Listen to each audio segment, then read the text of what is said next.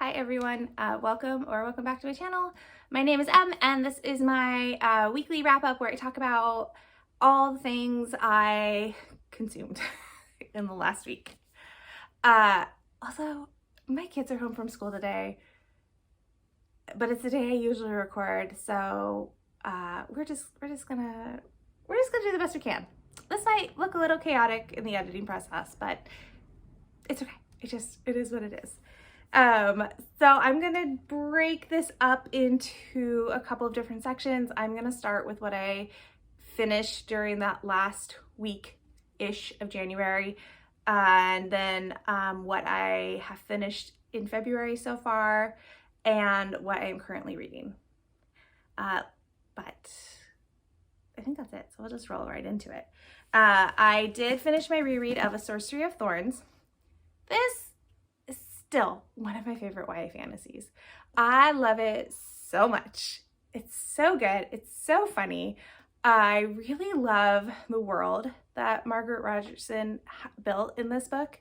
It's not our world. It's a different world, but it's very reminiscent of historical fiction set in England, maybe a Victorian era or Edwardian era. There's a lot of the same rules and niceties. There are very similar restrictions on women and young girls and what they can and can't do, and how men and women are allowed to interact with each other, especially if they're not married to each other.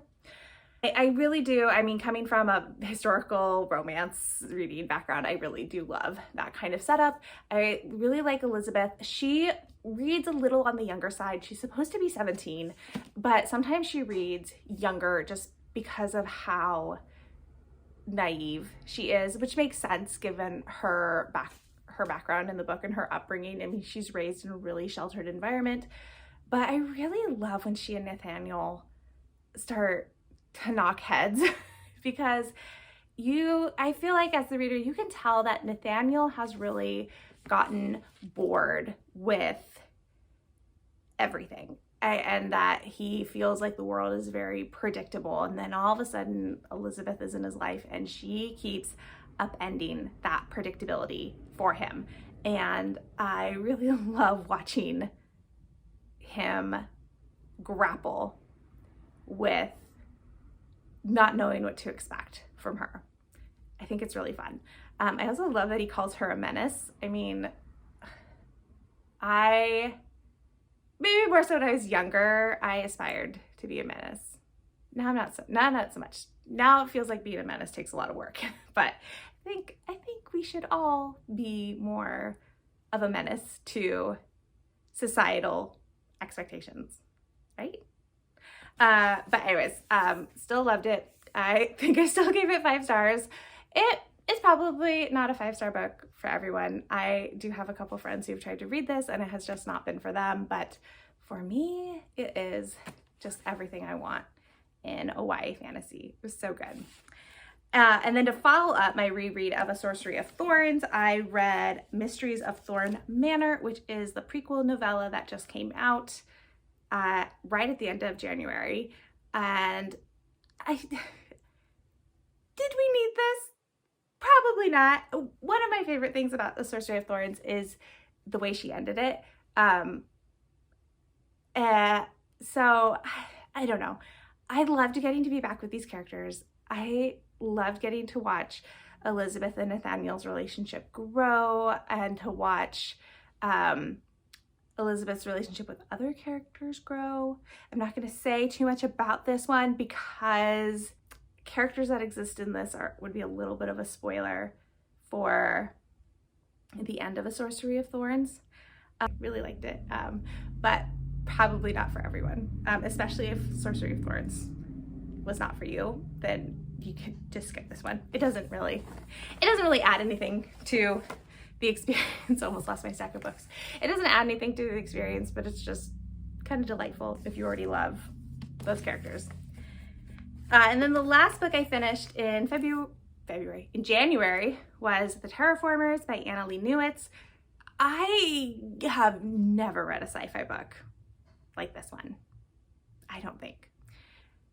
This is set thousands and thousands and thousands and thousands of years in the future. Earth is something to attain, but it is no longer something that is lived on. So it's reached like mythological proportions in sapiens' desire to have an Earth-like planet. We are on this planet called Sask-E that has been in the terraforming process for 10,000 years, because it takes a very long time to terraform a planet to make it Earth-like. And the book is split into 3 different sections. And in the first section, we are following Destry, who is like a national park ranger, kind of, but for like a whole planet. Whoops. Anyways, and she is out doing her rounds that she normally does just to make sure the ecosystem is stable, the predator to prey relationships are normal, there's not anything that could negatively affect the terraforming process. And she's out with her flying moose partner, which was really like, that was in the second paragraph, and that sold me on this book. Like a flying moose, like a sentient, able to communicate with other people, flying moose. I'm so in.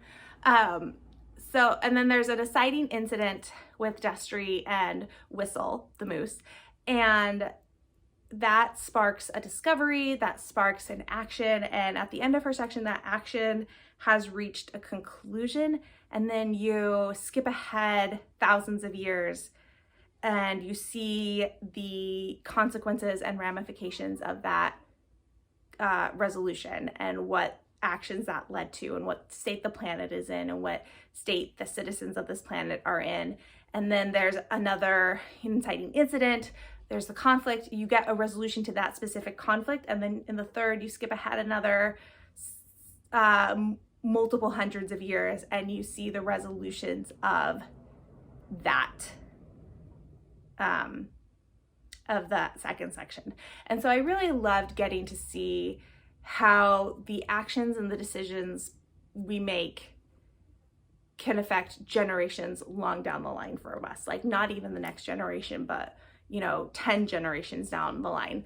I loved the exploration of humanity and who is a person and what constitutes a person, and Annalee Newitz introduces personhoods into creatures and beings that in our 2023 society we wouldn't think of as being people, but they are people, and I found that exploration really interesting. My negative critique for this is that I did feel like it wrapped up really quickly in that last section, and that last section overall felt the weakest for me.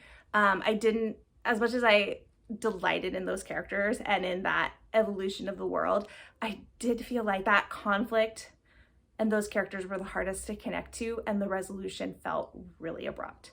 And there were a couple chapters throughout where the endings felt really abrupt, and then the beginning of the next chapter didn't resolve what had happened at the end of the previous chapter. It just kept going somewhere else. So those are my only critiques, is sometimes the transitions felt a little funky and the ending was too abrupt, but I loved the exploration. I loved the themes. I loved Destry. Like, even though we only got Destry in the first chapter, I just loved her so much. And I loved Whistle so much. Whistle really is like, my heart. I love Whistle. But this was my first Annalee Newitz, so I'm really excited to read some more of their backlist, because I've had a couple of their books on my radar for a little bit, but just hadn't dived in yet. So, and that was the last book I read in January. So those are my January reads. And then for February, I've only finished one book so far. I'm sitting on a stool today and I just turned. Okay. I'm trying to resist the urge to like swivel back and forth, like when you're a kid and you sit in a spinny chair. Anyways, so the only book I finished in February so far is I reread Alana, The First Adventure by Tamora Pierce for the 85th billionth time.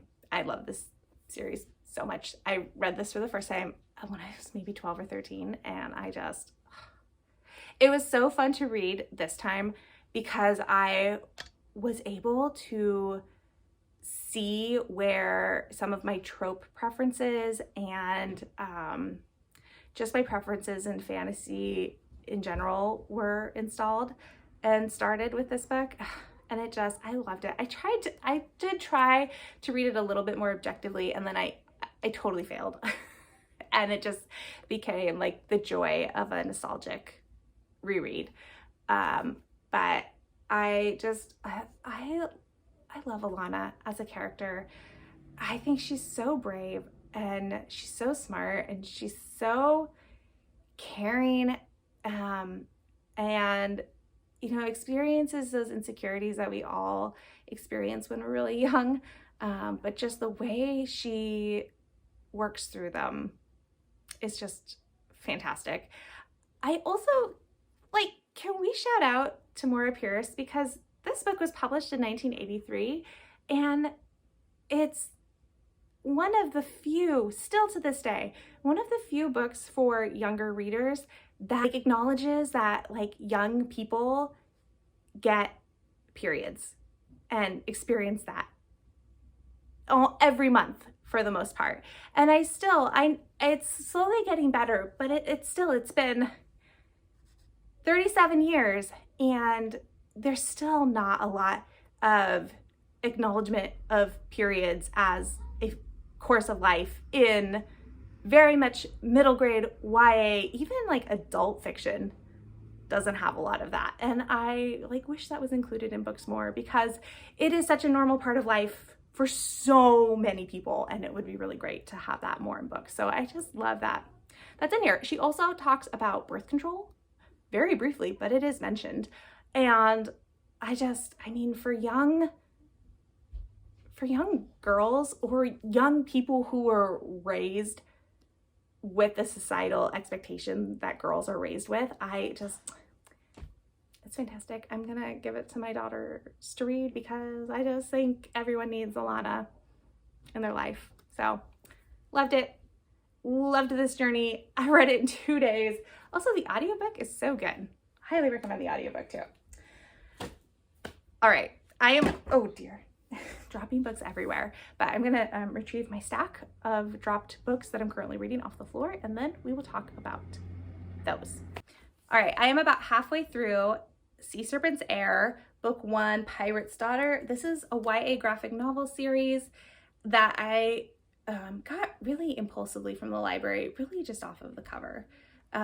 It's pretty gruesome so far for YA graphic novel. I would put the gore factor maybe a level or so below Monstrous. It's not quite as horror filled as Monstrous is, but it's leaning there. It's dipping your toe in the water for that kind of style.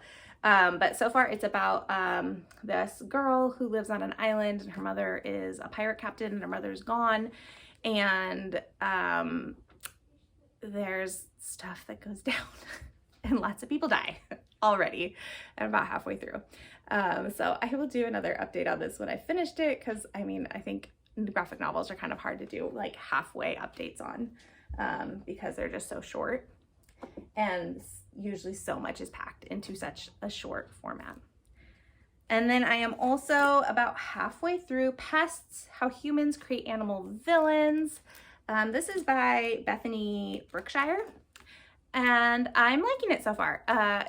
Each chapter is about a different animal and how humanity's relationship to that animal has evolved over the years. So we've talked about squirrels, mice, rats, elephants, cats, dogs. So some animals that you would expect to be labeled a pest, and then animals that for Western society, it's a little jarring to think of them as being pests for different parts of the world. But I think it's really interesting. I think it's really readable. She has a really conversational tone. It reminds me a lot of Fuzz by Mary Roach, which I actually would think is a better book if you want kind of a similar topic. But I like that Bethany doesn't seem to take herself too seriously in the writing, and there's some humor in the asides. But yeah, I am enjoying it. I'm gonna finish it, and we'll see where it lands for me when I'm all done.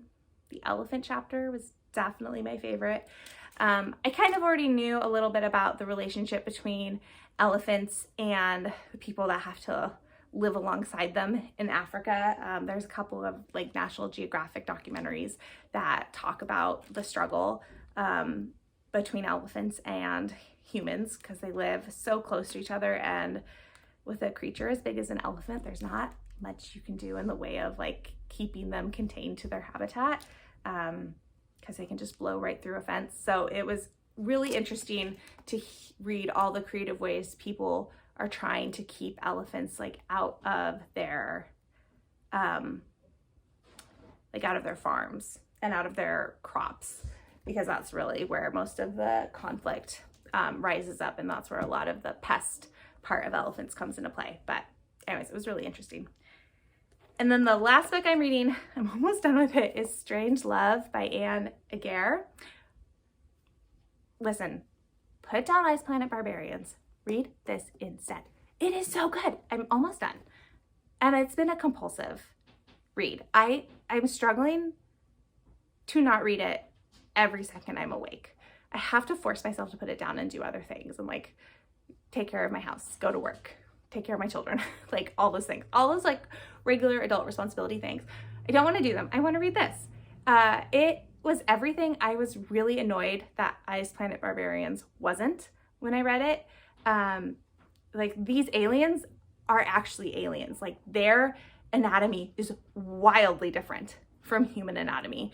And a lot of the like steamier scenes in this book are, I forgot everyone's name, Xylar and Beryl, like figuring out how their anatomy is compatible and how it's not. And the part that's not compatible, like figuring out how another body perceives pleasure, not necessarily sexual pleasure, but just like the pleasure of being touched by another being, by someone you care about, like just, you know, those things that feel good to us and make us feel cared for and loved, like figuring out that dynamic. So interesting. Okay, so I'll do a little bit of a premise, but I'm trying not to talk, I don't want to talk about it too much, because I do want to do like a full review for this once I finished it and know how it ends. But the premise is Xylar, our alien, on his planet, to pick a mate, you have to participate in this like reality competition called The Choosing, and you only get to participate in it 5 times. And if you haven't been paired with a mate after your 5th time, you are relegated to being a drone. And he has been in The Choosing 4 times, so this is his final time. He's enlisted a matchmaking service to help him find a mate to compete in The Choosing with him. And but on the way to that planet, there's like a freak solar flare, and his AI on the ship gets scrambled, and he accidentally lands on Earth, but he thinks it's this other planet, and he sees this woman standing where his ship landed, and he thinks that is the person that he has been paired with at this matchmaking service. It is not.